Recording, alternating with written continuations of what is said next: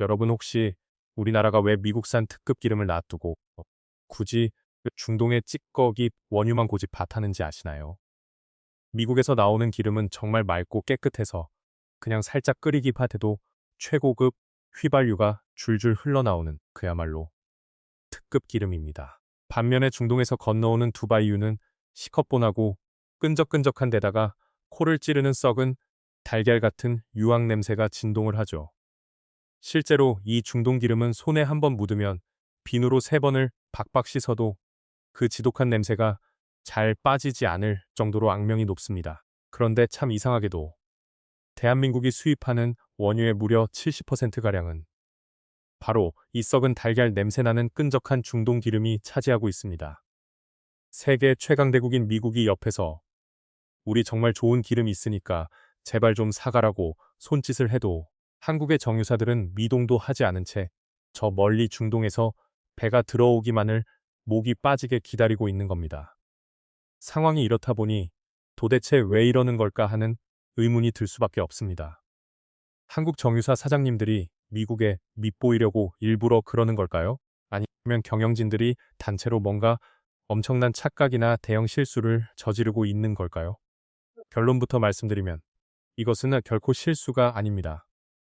오히려 남들은 흉내조차 낼 수 없는 한국이 수십 년 동안 치밀하게 갈고 닦은 천재적인 한 수이자 위대한 생존 전략입니다. 전 세계가 버리다시피 한 싸구려 찌꺼기 기름을 가져다가 가장 비싼 고부가 가치 제품으로 탈바꿈시키는 마법, 즉 음식물 쓰레기를 가져와 미슐랭 코스 요리로 만들어내는 대한민국 정유산업의 경이로운 비밀이 바로 이 지독한 중동 기름 속에 숨겨져 있습니다. 이 비밀을 풀기 위해서는 먼저 세계 원유 시장을 지배하는 3가지 거대한 줄기, 바로 세계 3대 원유의 탄소 지도부터 들여다봐야 합니다.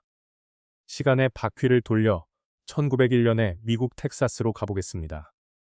당시 그곳은 메마른 황무지에 불과했지만 1월에 어느 날 스핀들탑이라는 작은 언덕에서 대포가 터지는 듯한 엄청난 굉음이 울려 퍼졌습니다. 땅 속에서 진흙이 솟구치더니 이내 시커먼 기름, 기둥이 하늘을 향해 폭발하듯 치솟았는데 그 높이가 50m, 아파트 15층 높이에 달했습니다. 이 기적 같은 유전이 바로 오늘날 우리가 뉴스에서 매일 듣는 WTI, 즉 서부 텍사스산 원유의 시작입니다. 재미있는 것은 당시 석유업자들이 기름 등급을 매길 때 진짜로 손가락에 찍어 맛을 보았다는 사실입니다. 성분이 거의 없는 텍사스 기름은 신기하게도 살짝 단맛이 났고 그래서 스위트 오일, 즉 달콤한 기름이라는 최고의 별명을 얻게 되었습니다. 오늘날 이 깨끗한 WTI는 뉴욕 상업거래소에서 단 1달러만 움직여도 전 세계 증시를 출렁이게 만드는 막강한 금융 권력의 정점에 서 있습니다. 그렇다면 대서양 건너 유럽의 자존심이라 불리는 영국 북해의 브렌트유는 어떨까요? 이 독특한 이름에는 낭만적인 사연이 숨어 있습니다. 유전을 발견한 석유회사 쉐레는 북해 유전에 철새 이즘을 붙이는 전통이 있었는데 이에 따라 브렌트 거위의 이름을 따왔습니다. 그런데 더 놀라운 우연은 이 유전을 이루는 5개의 지층인 브룸, 레녹스, 에티브, 레스, 타버트의 앞글자를 따도 정확히 BRENT가 된다는 점입니다. 이 브렌트유의 진짜 무서운 점은 품질이 아니라 압도적인 물류적 이점에 있습니다. 육지가 아닌 바다 한복판에서 기름을 뽑아내기 때문에 시추선 바로 옆에 유조선을 대고 즉시 전 세계 어디로든 쏘아보낼 수 있습니다. 이 편리함 덕분에 현재 북해 유전의 실제 생산량은 전 세계 1% 수준으로 쪼그라들었음에도 불구하고 지구상에서 거래되는 해상 원유의 무려 3분의 5가 여전히 브렌트유 가격을 기준으로 움직이고 있습니다. 자, 이제 마지막 주인공이자 오늘의 핵심인 중동의 두바이유를 이야기할 차례입니다. 여기서 우리는 어릴 적 교과서에서 배웠던 한 가지 상식을 깨뜨려야 합니다. 바로 공룡이 죽어서 석유가 되었다는 오래된 이야기인데 이는 사실 완전히 틀린 말입니다. 인류가 하루에 쓰는 1억 배럴의 기름을 대려면 지구 전체가 공룡 사체로 산처럼 뒤덮여 있었어야 합니다. 석유의 진짜 조상은 눈에 보이지도 않는 바다 속 미세 플랑크톤입니다. 약 2억 6천만 년 전, 지금의 중동 자리에 테티스해라는 거대한 바다가 있었습니다. 지각 변동으로 이 바다가 고립되면서 물이 증발했고 그 자리에 어마어마한 두께의 소금층이 형성되었습니다. 이 거대한 소금 뚜껑이 아래에 묻힌 플랑크톤, 사체와 기름을 완벽하게 봉인해준 덕분에 중동은 단 한 방울의 누출도 없이 세계 최대의 원유 매장량을 자랑하게 되었습니다. 하지만 세상에 공짜는 없는 법입니다. 오랜 세월 동안 그 소금층에 있던 유황 성분이 기름 속으로 슬금슬금 스며들었고 그 결과 미국산보다 황 함량이 무려 8배나 높은 2.04%의 끈적하고 냄새나는 저품질 중질유, 두바이유가 탄생한 것입니다. 흥미로운 반전은 현재 두바이의 유전은 거의 바닥이나 기름이 거의 나오지 않는다는 사실입니다. 그런데도 어떻게 두바이유가 여전히 아시아 원유 시장의 절대적인 기준점이 되었을까요? 사우디아라비아를 비롯한 중동 산유국들이 폐쇄적인 장기 계약만 고집할 때 두바이는 발상의 전환을 했습니다. 기름을 파는 대신 누구든 와서 자유롭게 기름을 사고 팔라며 문을 활짝 열어젖힌 개방형 거래소를 만든 것입니다. 기름은 고갈되었지만 시장을 선점한 권력, 이것이 바로 두바이유의 실체입니다. 그리고 대한민국 정유산업은 바로 이 지점에서 남들이 더럽다고 고개를 돌린 중동의 유황 기름을 붙잡고 세계를 뒤흔들 위대한 반격의 서막을 준비하기 시작합니다. 본격적인 수입 구조를 파악하기 전에 우리가 매일 뉴스에서 접하는 원유의 기본 단위 1배럴에 숨겨진 기막힌 사연부터 짚고 넘어가야 합니다. 원유 1배럴은 왜 하필 159리터라는 어중간한 숫자가 되었을까요? 시간은 1860년대 미국 펜실베이니아의 석유붐 시대로 거슬러 올라갑니다. 당시 땅만 파면 기름이 콸콸 쏟아졌지만 정작 이 기름을 담을 표준화된 통이 없었습니다. 석유업자들은 주변에서 구할 수 있는 위스키 숙성통, 청어, 절임통, 와인통, 심지어 맥주통까지 닥치는 대로 가져와 기름을 담았습니다.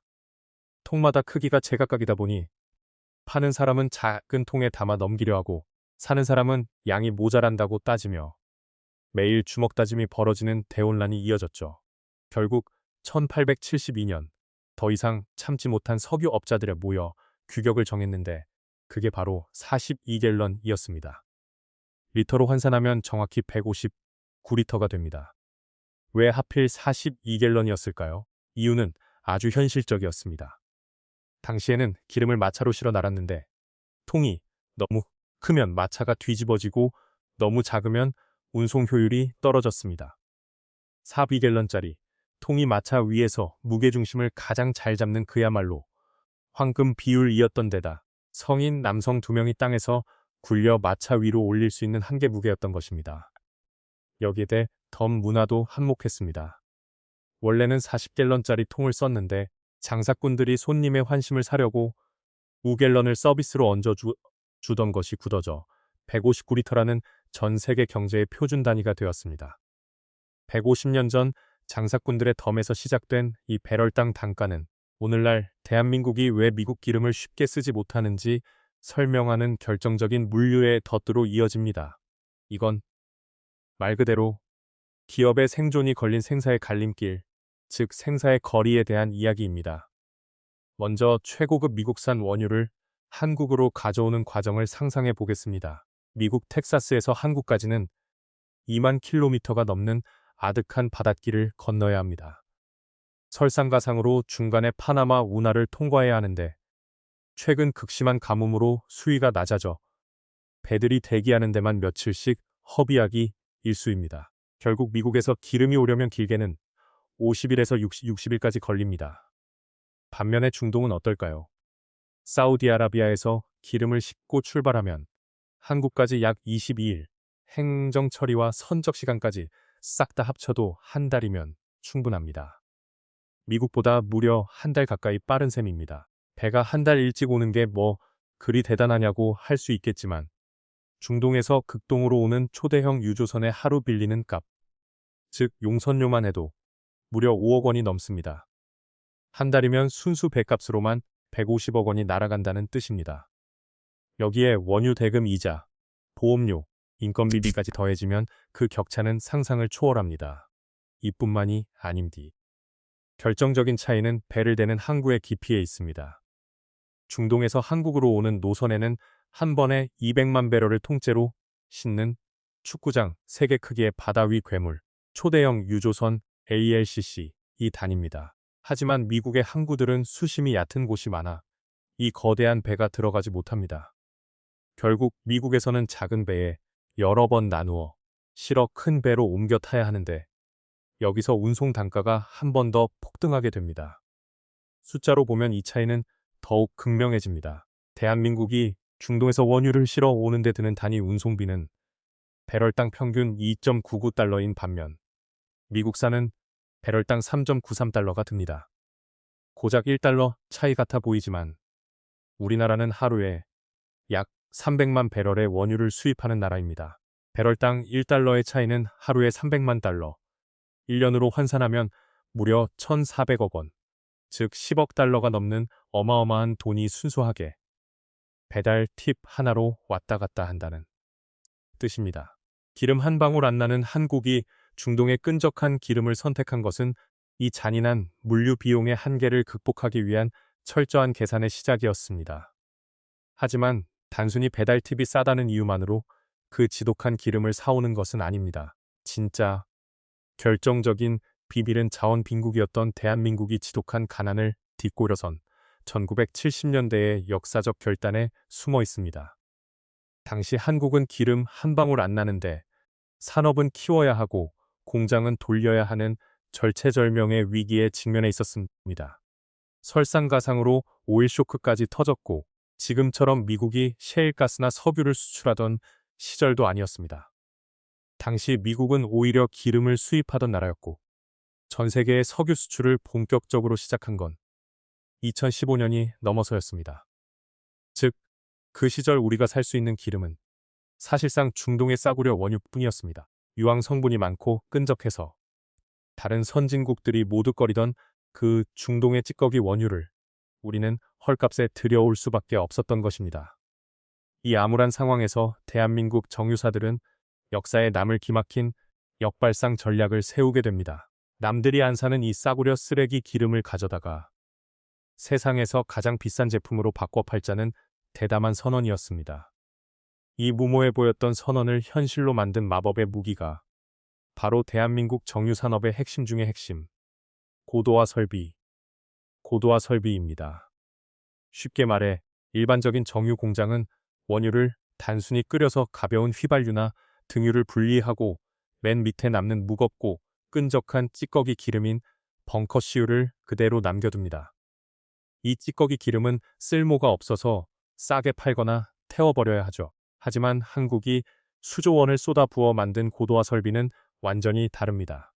그 쓸모없는 찌꺼기 기름을 수백 도의 고온에서 분자 단위로 잘게 쪼개고 특수 촉매를 넣어 화학 반응을 일으켜 불순물을 싹 걸러냅니다. 그리고 이를 다시 가장 비싼 최고급 휘발유와 항공유로 부활시키는 마법의 장치입니다. 그야말로 버려지는 음식물 쓰레기를 가져다가 최고급 미슐랭 코스 요리로 재탄생시키는 격입니다. SK에너지, GS칼텍스, S오일, HD 현대오일뱅크 등 한국의 4대 정유사는 1980년대부터 이 고도화 설비를 미친 듯이 늘렸고 그 결과 세계 최고 수준의 고도화 비율을 갖추게 되었습니다. 특히 HD 현대오일뱅크의 경우 고도화 비율이 40%를 훌쩍 넘는데 이는 다른 나라가 못쓰고 버리는 중동의 끈적한 찌꺼기 기름, 유사 찌꺼기를 절반 가까이 비싼 기름으로 바꿔낼 수 있다는 뜻입니다. 정유 공장이 나쁜 기름을 얼마나 좋은 제품으로 바꿀 수 있는지 보여주는 객관적 지표인 넬슨 복잡 또 지수에서 한국 정유사들은 10에서 13이라는 세계 최정상급 수치를 기록하고 있습니다.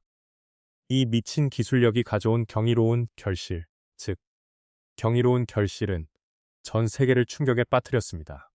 대한민국은 땅에서 석유 한 방울 나지 않는 나라이지만 놀랍게도 석유 제품 수출국 순위에서 당당히 세계 5, 6위를 차지하고 있습니다.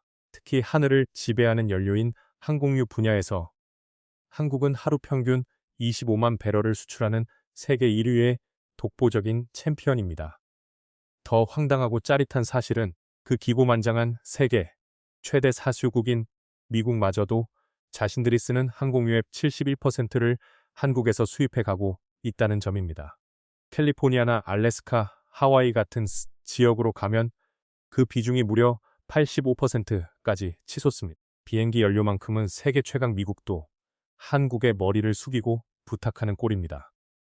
뿐만 아니라 이 중동의 끈적한 중진류에서 뽑아내는 나프타라는 물질은 대한민국 화학산업의 심장 역할을 하고 있습니다. 우리가 일상에서 쓰는 플라스틱, 합성 섬유는 물론이고 삼성과 SK가 만드는 최첨단 반도체 공정에 들어가는 각종 핵심 소재가 바로 이 중동의 더러운 기름에서 시작됩니다.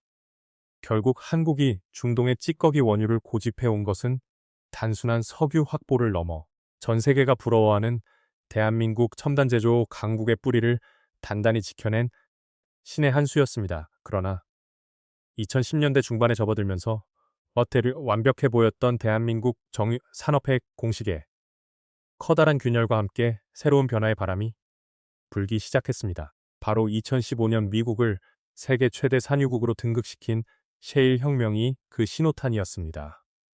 미국 땅 밑에서 엄청난 양의 석유와 가스가 쏟아져 나오자 미국 정부는 대무역 흑자를 기록하던 한국을 향해 우리 기름도 더 많이 사가라며 강력한 압박을 넣기 시작했습니다. 무역 불균형을 줄여야 했던 한국은 결국 미국산 원유 수입을 늘릴 수밖에 없었고 2015년 고작 0.2%에 불과했던 미국산 원유 비중은 최근 17% 수준까지 그야말로 폭발적으로 치솟았습니다. 이로써 미국은 사우디아라비아에 이어 한국의 제2위 원유 공급국으로 당당히 자리 잡게 되었습니다.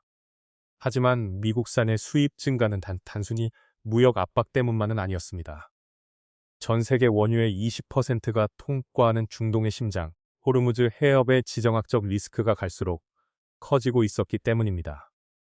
이스라엘과 이란의 충돌, 홍해를 위협하는 후티 반군 등 중동 정세가 요동칠 때마다 한국 경제는 깊은 번민에 빠졌습니다. 대한민국의 호르무즈 해협 의존도는 무려 70%에 달하기 때문에 만에 하나 이 좁은 해로 길목이 막혀버리면 한국 경제 전체가 통째로 멈춰서는 재앙을 맞이하게 됩니다. 이미 러시아-우크라이나 전쟁으로 인해 러시아산 원유 공급망이 순식간에 차단되는 선명한 지정학적 잔혹사를 목격한 한국으로서는 리스크 분산을 위한 공급선 다변화가 절실한 생존 과제였습니다. 하지만 여기서 한국 정유사들만의 아주 독특하고 치명적인 딜레마가 발생합니다. 역설적이게도 깨끗하고 가벼운 미국산 원유가 공장으로 들어오면 들어올수록 한국 정유사들의 자랑이었던 수조 원짜리 고도 설비들이 할 일이 없어 정지해버리는 기이한 현상이 벌어지는 것입니다. 한국의 정유 공장들은 지난 수십 년 동안 오직 중동의 무겁고 끈적한 찌꺼기 기름을 처리하는데 온 신경이 맞춰져 설계되었습니다. 그런데 갑자기 불순물도 없고 가벼운 미국산 특급 기름만 가득 집어넣으니 고도화 설비는 분해를 할 찌꺼기가 없어 그냥 가만히 놀 수밖에 없는 구조가 됩니다. 비유하자면 거대한 25톤 덤프트럭을 사놓고 고작 자전거 한 대만 싣고 동네를 돌아다니는 꼴입니다. 게다가 가벼운 미국산 원유로는 한국 정유사들이 세계 시장에서 가장 돈을 많이 버는 디젤이나 항공유, 그리고 핵심 화학 원료인 나프타를 충분히 뽑아낼 수가 없습니다. 미국 기름만 고집하다가는 오히려 천문학적인 적자를 보게 되는 셈입니다. 여기서 대한민국 정유사들은 또 한 번 전 세계가 감탄하는 신의 경지, 이른바 원유 칵테일 제조 기술인 블렌딩 기술을 선보입니다. 가벼운 미국산 원유와 무겁고 끈적한 중동선 원유를 공학적으로 가장 완벽한 비율로 섞어내어 고도화 설비를 100% 가동하면서도 마진을 극대화하는 황금 레시피를 찾아낸 것입니다. 이 정교한 줄타기 기술 덕분에 한국은 지정학적 위기를 피해가면서도 최고의 정제 수익성을 유지하고 있습니다. 더불어 한국과 중동의 관계는 단순한 구매자와 판매자의 관계를 넘어 피와 기름으로 엮인 혈맹의 혈관과도 같습니다. 세계 최대 석유 회사인 사우디의 아람코는 한국 SOE의 지분 절반 이상을 가진 대주주이며, 쿠웨이트의 국영 석유 회사 KPC는 GS 칼텍스의 수십 년간 원유를 안정적으로 대주는 든든한 보호자 역할을 하고 있습니다. 일종의 거대한 가족 경영 형태로 묶여있는 셈입니다. 이 끈끈한 지분 구조 덕분에 국제 유가가 아무리 미친 듯이 날뛰고 세계 에너지 시장이 마비되어도 대한민국은 다른 나라들이 부러워할 만큼 가장 안전하고 지속적으로 원유를 공급받을 수 있는 최고의 지정학적 보험을 확보하고 있습니다. 결국 대한민국이 그 끈적하고 냄새나는 중동의 찌꺼기 원유를 고집해온 것은 자원이 없어 어쩔 수 없이 선택한 수능이나 감내가 아니었습니다. 그것은 철저하게 계산된 가장 실용적이면서도 위대한 경제학적 생존 전략이었습니다. 남들이 버린 가장 싼 원료를 사다가 세계 최고의 기술력으로 정제하여 전 세계의 가장 비싼 값으로 되파는 이 경이로운 마법이야말로 산유국도 아닌 대한민국을 세계 6위의 석유 강국으로 밀어올린 진짜 비밀입니다. 이제 정유 산업은 전기차가 도로를 메우고 넷째로 의물결이 몰아치는 거대한 에너지 전환의 시대를 마주하고 있습니다. 하지만 대한민국 정유사들은 여기서도 남들보다 한 발 앞서 나가며 또 다른 반전을 준비하고 있습니다. 과거 오일 쇼크의 공포를 기술력으로 극복했듯 이제는 정유 공장에서 나오는 찌꺼기 기름을 청정 수소로 바꾸고 탄소 배출을 획기적으로 줄인 친환경 항공유 AF로 전환하는 독보적인 기술 개발에 이미 깊숙이 뛰어들었습니다. 중요한 것은 결국 무엇을 가졌느냐가 아니라 가진 것을 어떻게 다루느냐에 있다는 사실을 다시 한번 증명해 내고 있는 것입니다. 다음에 주유소에 들러 무심코 가격 전광판의 숫자를 바라보실 때 한 번쯤 이 이야기를 떠올려 보셨으면 좋겠습니다. 우리가 매일 주유하는 그 기름 한 방울 뒤에는 2억 6천만 년 전 사라진 바다 테티스의 흔적과 광활한 대양을 건너온 초대형 유조선의 거친 숨결이 숨어 있습니다. 그리고 무엇보다 그 지독한 검은 얼룩을 대한민국 경제를 움직이는 찬란한 번영의 핏줄로 바꿔놓은 한 국가의 치열한 지혜가 담겨 있습니다. 그 위대한 여정을 이해하고 나면 주육으로 흘러들어가는 그 투명한 기름 한 방울이 이전과는 전혀 다른 경이로운 눈으로 보이게 될 것입니다.